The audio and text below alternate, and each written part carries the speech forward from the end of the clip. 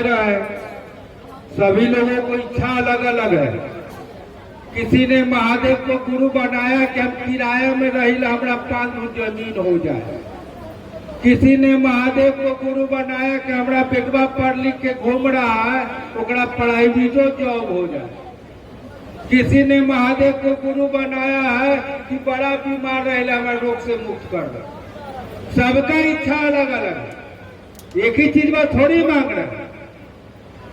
वह जगत गुरु को जिनको देवता समझकर पूजा पाठ करते आए हैं, भगवान समझकर पूजा पाठ करते आए हैं, उसी में एक रिश्ता और बना लेना है कि आज से आप मेरे गुरु भी हैं। बस खेला वही से आरंभ हो जाती है। जैसे ही आप महादेव को गुरु बनाते हैं आपके अंदर में वह शिष्य भाव धीरे धीरे उतरना शुरू होता है। हम लोग करते क्या है? पहला सूत्र में हमें आपको बताया गया कि महादेव से दया मांगो। दया कौन व्यक्ति मांगता है? जो हारा हुआ है, हमसे कुछ होगा नहीं, इसीलिए हम लोग दया मांगते हैं कि मन में झुके। ये मन झुकना नहीं चाहता। जरा सा घर में कोई दुख आएगा मन में विचार उठावेगा, यही महादेव का चेला है, रोज जहाँ चर्चा में घर में बेटा बीमार होगा, वो मन में तोड़ता है। मन में हाली मानने के लिए चाहता नहीं है। वह मन को घनीभूत करना ही पड़ेगा। उसके लिए दया मांगिए कि हे महादेव आप मेरे गुरु है, मैं आपका शिष्य हूं, मुझ पर दया कर दीजिए। जितना मन करे उतने मांगिए, कोई गिनती उतनी नहीं है। दूसरा सूत्र में बताया जाता है जो तुम करते हो वही बात दूसरों को भी बताओ।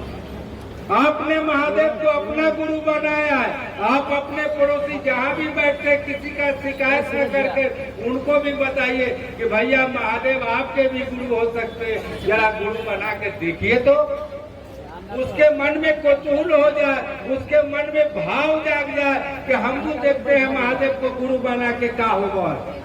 यही है शिव गुरु की चर्चा। जो आपकी बात सुन के उसके मन में भाव जाग दिया कि हम भी देखेंगे कि महादेव को गुरु बना के क्या फायदा होगा। तीसरा सूत्र में बताया जाता है कि जिनको गुरु बनाया उनको प्रणाम करना है।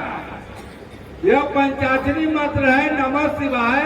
नमः शिवाय से हम आप अपने गुरु को प्रणाम करते हैं। अगर किसी का मन बुझता है, संतुष्ट होता है कि कर माला से करते हैं, करिए, परिणाम है, अजब गजब का परिणाम है। किसी का मन बुझता है, संतुष्ट होता है कि रुद्राक्ष माला से करते हैं, करिए, उसमें तो गिनने के कोई जरूरत नहीं है। 108 का तो माला ही होता, आप नमः शिवाय कर सकते हैं। या किसी का मन करता है कि आजपा जाप से अपने गुरु को प्रणाम करेंगे। आजपा जाप का मतलब बिना जपे हुए जपा जाए। श्वास आ रहा है, सामान्य स्थिति में भी बैठे हुए अभी ध्यान नहीं देते कि सांस आ रहा है जा रहा है। उसी तरह सामान्य स्थिति में सांस अंदर आ रहा है, नम बाहर जा रहा है, शिवाय। यह 3 वो काम करके आजमा तो लीजिए। देखिएगा कि जैसे जैसे 3 काम करिएगा आपका छोटा छोटा मनोकामना पूर्ण होना शुरू हो जाएगा। जरा जुड़ के तो देखिए। स्कूल खूब बढ़िया है। स्कूल में जब तक बचवा के नहीं भेजेंगे पता कैसे चलेगा कि स्कूल में बढ़िया पढ़ाई होता है। जैसा गुरु को पकड़िएगा वैसा ही ज्ञान आपके अंदर में उतरेगा। अगर किसी दर्जी को आप गुरु बना लीजिएगा तो दर्जी जितना बढ़िया कपड़ा काटेला जाता है उतना बढ़िया सिखावेगा, जितना बढ़िया सिएला जाता है उतना बढ़िया सिखावेगा। क्योंकि उस गुरु में जो हुनर है वही अपने शिष्य को देता है। गुरु का मतलब उस्ताद और शिष्य का मतलब चेला। हम लोग महादेव के शिष्य बने हैं। महादेव को शिष्य को रहना कैसा चाहिए? हम देखा है कि तू माला रोज करिए, अब बात करिएगा तो खपुआ करेंगे। भाई रे बाप, आपका माला का प्रभाव कहाँ है? प्रभाव होना चाहिए। आप इतना समझते हैं कि बचवा गलत संगति में रहेगा तो बचवा बिगड़ जाएगा, बढ़िया संगति में रहेगा तो बचवा बढ़िया बनेगा। आप देवताओं के संगति में रहते हैं, देवता नहीं बन पा रहे हैं। शिव के संगति में रहते हैं, शिव नहीं बन पा रहे। कारण तो है, कहीं पर तो आप गलती कर रहे हैं।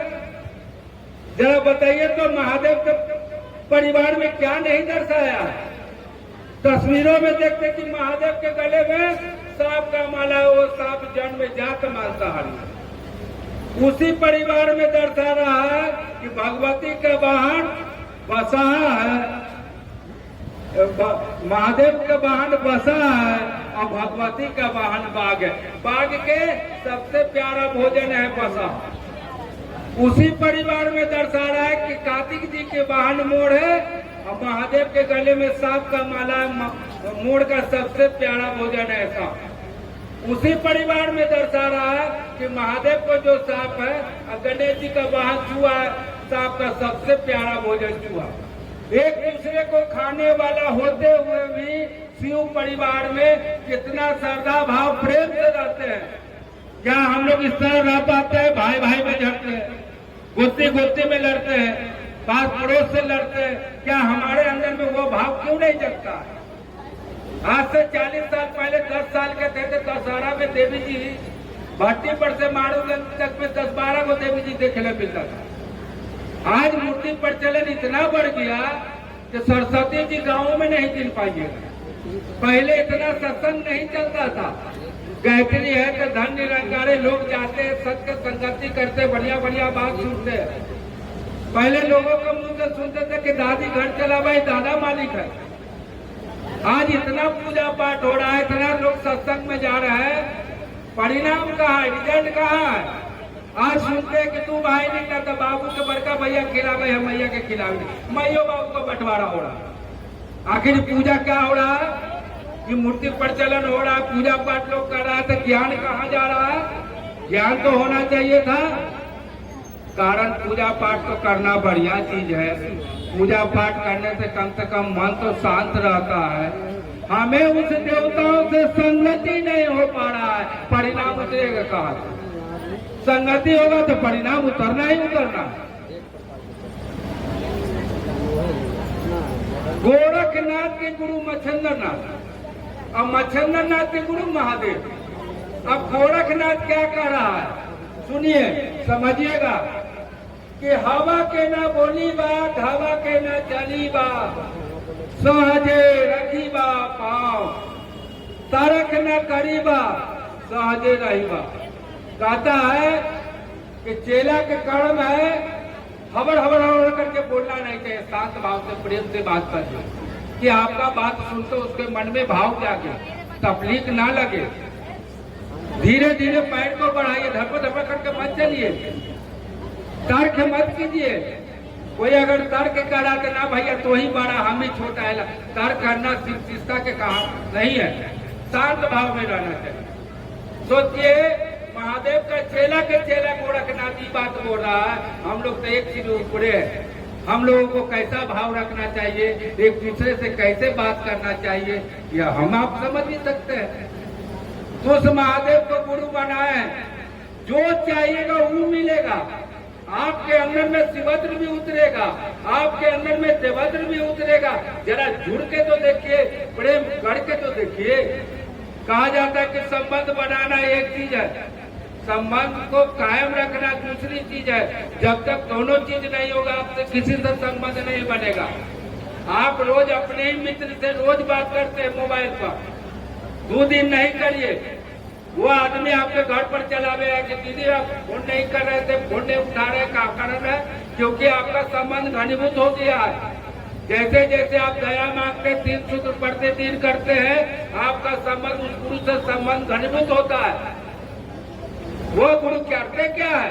अपने शिष्य को ध्यान करते, ध्यान में डालते हैं। देखिएगा, माँ बहन लोग को देखते हैं कि घर में सारी काम करता है, बहुत बच्चा को बैठा देता है, खाली ध्यान रखता है कि बचवा गरम मड़वा न छू दे, गरम कढ़ैया न छू दे, इतना ही ध्यान रखता है।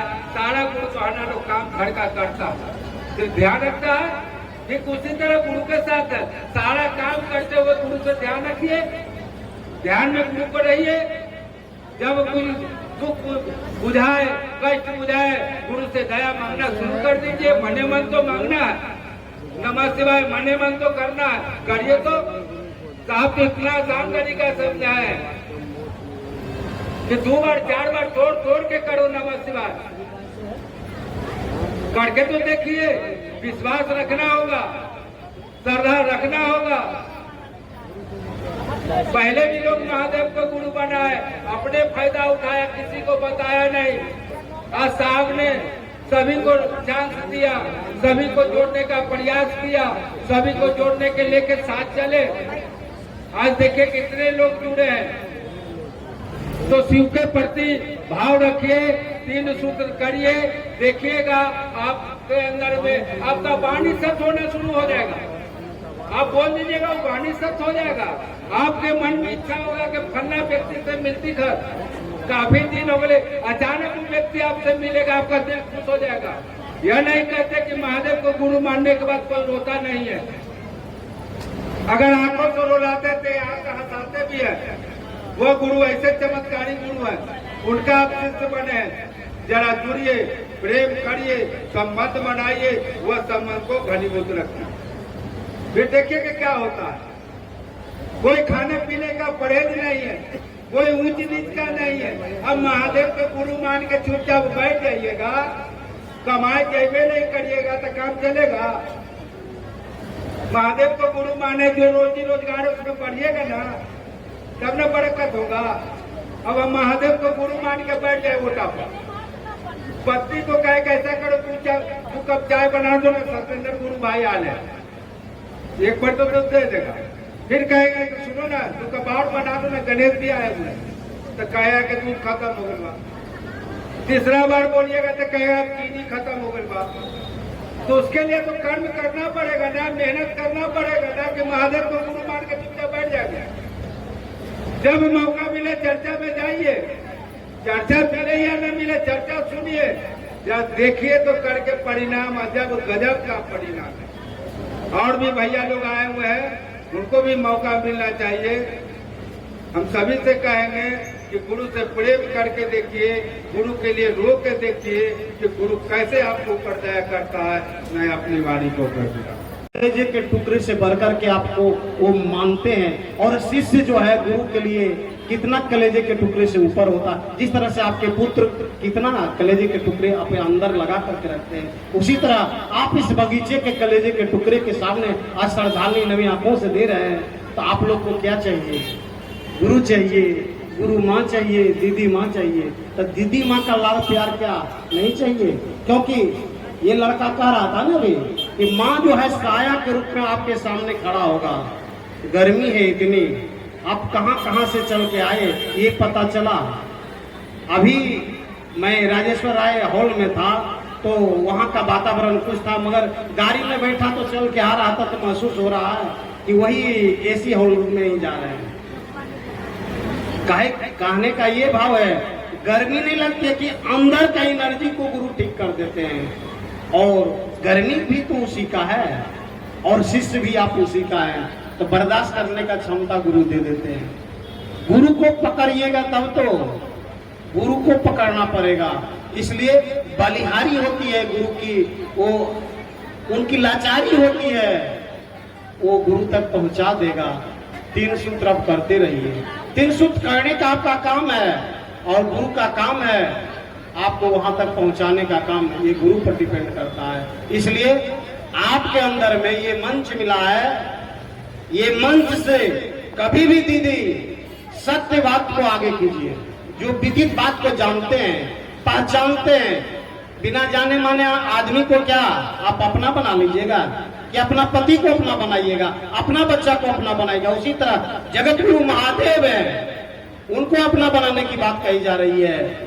और 3 सूत्र जो आपको आगे प्रकट किया है, लिख कर, बोल कर, सब समझ कर, किसको कहते हैं? भाषा किसको कहते हैं? अपने मन से लिख कर, बोल कर, जो दूसरे के पास प्रकट करे, बोले उसे भाषा कहते हैं।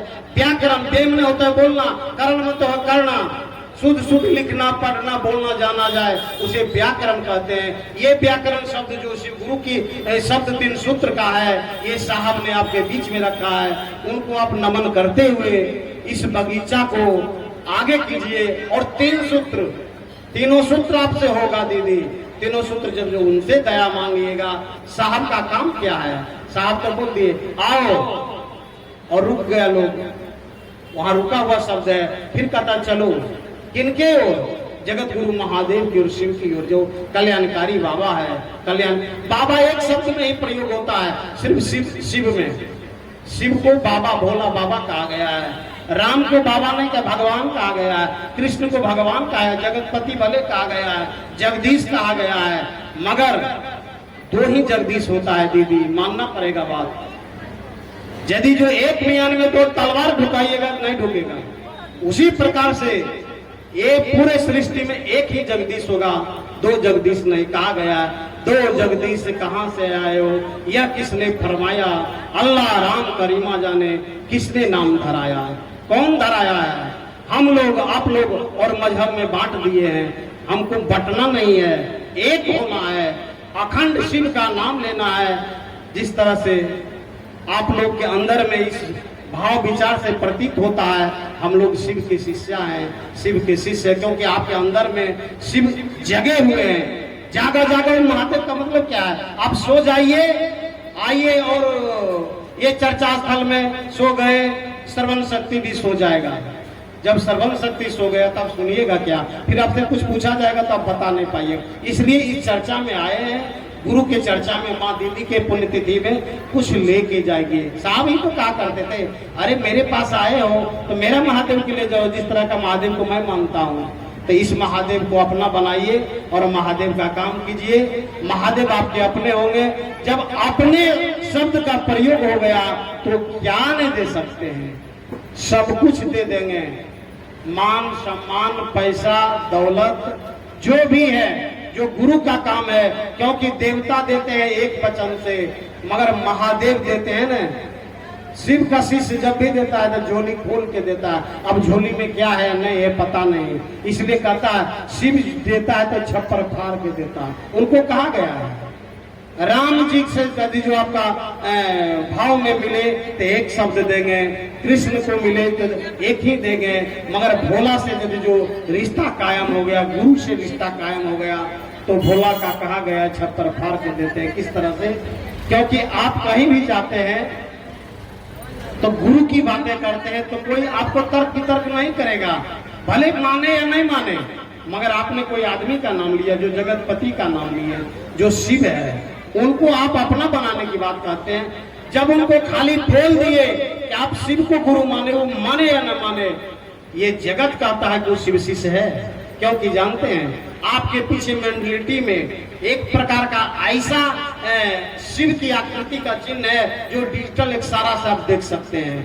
वो रीढ़ जो है शिवलिंग का तरह बना हुआ है, उसको डॉक्टर भी सर्जरी नहीं कर सकता, वो अमर है, उसमें कोई बीमारी नहीं होता है। वही बीमारी को दूर करने के लिए जब डॉक्टर कभी महादेव का नाम लेता है और दवा दुआ में बदल जाता है तो वो मरीज चंगा हो जाता है। इसलिए क्राइस्ट में चंगाई का प्रार्थना पर ज्यादा बल दिया गया है। इसलिए आप लोग गुरु शिव को मानिए, और ईसा मसीह भी शिव से ही जुड़े थे, ऐसा कोई बात नहीं है। और गुरु गोविंद सिंह को कहना नहीं है, जो कंगन घाट में गुरु गोविंद सिंह को एक कंगन के जगह पर दूसरा कंगन माँ गंगा दे सकती है, तो इससे स्पष्ट नहीं होता है कि गंगा का प्रेम किससे था? महादेव से। महादेव का प्रेमी है गंगा। एक दूसरे का दोस्ती जब हो जाता है ना, आपको पीएम से दोस्ती हो गया, भारत के प्रधानमंत्री से, तो आपको लोग आपसे भी डरेगा। इसलिए गंगा लाचार हो गई, ये घर जाएगा लड़का, इनकी माँ डांटेगी, उसके पहले करुणामयी माँ ने दूसरा गंगा हाथ निकाल के दे दी। दूसरा बात और मैं एक सती माँ की बात कहते हैं, जो कामाख्या से चल करके पटना में पटन देवी का लाई, आरा में जाकर आरम देवी का लाई, भक्त नरसी, जो नरसी का नाम जानते हैं जात का, अब तो चमार है, मगर थावे में जाकर माँ थावे वाली कहा गई। और माँ जो है नरसी के मगज के बीच में हाथ निकाल करके हाथ का कंगन दिखाया है। ये करुणामयी का काम है। वही माँ जगत एक माँ होती है, आप खुद की माँ हो, दूसरी माँ होती जो सृष्टि की माँ है। आज आपके सामने सृष्टि की माँ यानी शिव शिष्य की सृष्टि जो शुरू किया है, उस जगत की माँ का श्रद्धांजलि है। नवी आंखों से आप उनको तहे तहे दिल से विश्वास के साथ श्रद्धांजलि दीजिए, और अपने गुरु का काम हरा भरा रखने के लिए सिंचाई का काम, जो 3 सूत्र है आपके पास, उसको विशेष रूप से बल दीजिए। गाना गाने वाला तो 1 मिनट गाएगा, फिर नशा उतर जाएगा, गाएगा नशा उतर जाएगा, मगर शिव रंग का जो गाना गा देगा वो आपके अंदर जब समा जाएगा तो चढ़ा ही रह जाएगा, वो नशा कभी नहीं उतरेगा। क्योंकि गायक जो होता है उसमें भाव होता है, लय होता है, ताल होता है, उस मस्ती में आप सुनिएगा।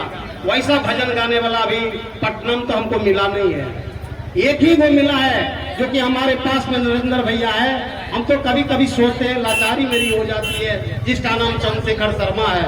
एक बार उनका भजन सुन लीजिएगा तो पटना में जय जयकार हो जाएगा। 1-2 बार आया है और उनको गाने का फुर्सत कभी नहीं मिला। इसलिए उन भैया वो शिव शिष्य हैं, जिस तरह से साहब श्री हरिंद्रानंद जी पुराने शिव शिष्य के रूप में जाने जाते हैं, उसी तरह प्रथम गायक के रूप में चंद्रशेखर शर्मा जाना जाता है। भजन उनका सुनिएगा तो आपका दिल झकझोर देगा। यूट्यूब पर कभी भी मंगा करके भजन सुन सकते हैं। भैया बजा रहे थे नरेंद्र मोहन जी, हम उस समय से बड़ा आनंद में डूब गए। किस लिए? क्योंकि मैं पुराने मंच से जुड़ा